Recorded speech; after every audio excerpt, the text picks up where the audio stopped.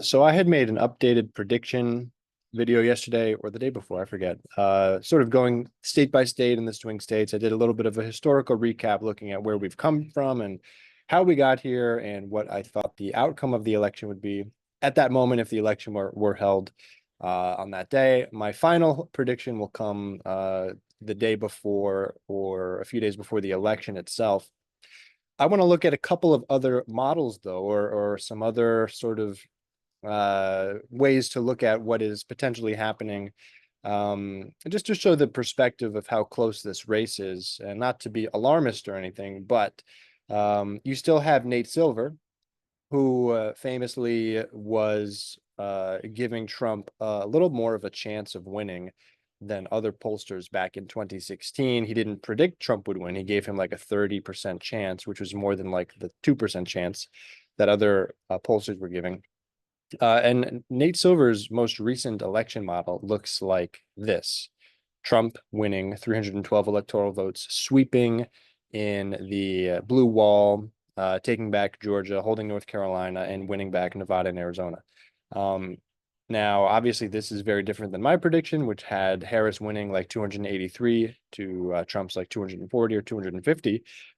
This is quite alarming, considering Nate Silver has been a pretty good election predictor.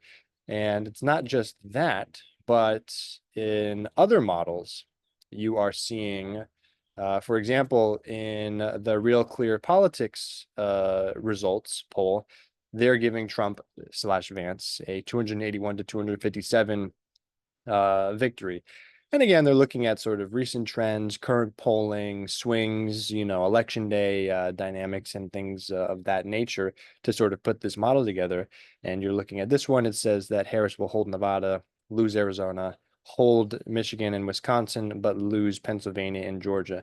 And in an honest way, this is probably, I'm going to say that this model by Nate Silver is a little bit too bullish for Trump. I really couldn't see this being a reality, but this particular model, in terms of Harris losing Pennsylvania, unfortunately is realistic. She is not showing as strong in the polling there, and it does have some cause for concern. Georgia, she is very, very close, but down in some of the recent polls.